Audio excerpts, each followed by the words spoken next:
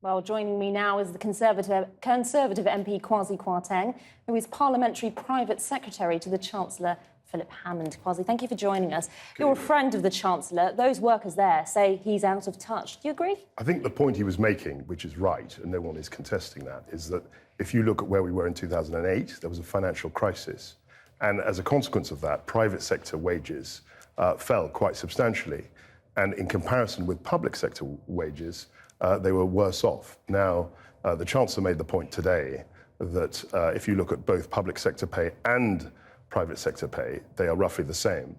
But if you include the contributions that employers make to public sector employees, the actual package is more than in the private sector. And that's a fact. That's not something which is a matter of opinion, and it's widely established. OK, but this claim that he's saying that public sector workers are overpaid, there's been some suggestion from Philip Hammond himself that his own cabinet colleagues are briefing against him. I mean, this is an extraordinary situation where you've got a cabinet essentially conducting a fight publicly. Well, I don't know about cabinet briefings. I don't know what has been said or what's been reported or misreported.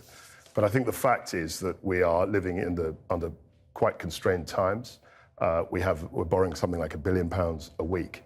And if we're going to lift the cap or spend more money, taxpayers' money, we either have to raise the money through taxation or borrow the money, in which case future taxpayers will have to pay for that borrowing. So it's a difficult situation. I think that nothing should happen until the budget in November. I don't think it's right for governments to be altering their fiscal arrangements during the year ahead of the budget.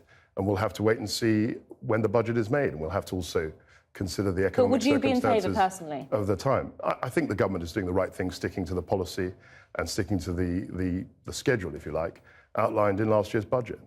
But we know the cabinet is quite clearly divided, and many voters will find it extraordinary that when Britain is living in such difficult times, facing the huge challenge of leaving the European Union, that top level of government is essentially in petty squabbles with each other. It seems a bit of a cabinet of chaos. Well, as I've said, I think that the policy is very clear. I think that colleagues across the cabinet and also in the backbenches, importantly, are fully behind the Chancellor. They realise that there's a serious job to be done. And I don't really recognise the kind of squabbles and the chaos that you've described. I think the government is actually quite united in its purpose, and we've got a very clear job to do. So who are these colleagues who are briefing against him then? Because he's alluded to it. Well, I have no idea. I mean, I read the papers as you do. Liam Fox? I don't see why it necessarily should be Liam. I have no idea who it is. I mean, you've read the papers as I have done. There are no sources in those accounts. And clearly, we're in the middle of July. There's a lot of midsummer madness, I think one Prime Minister used to call it.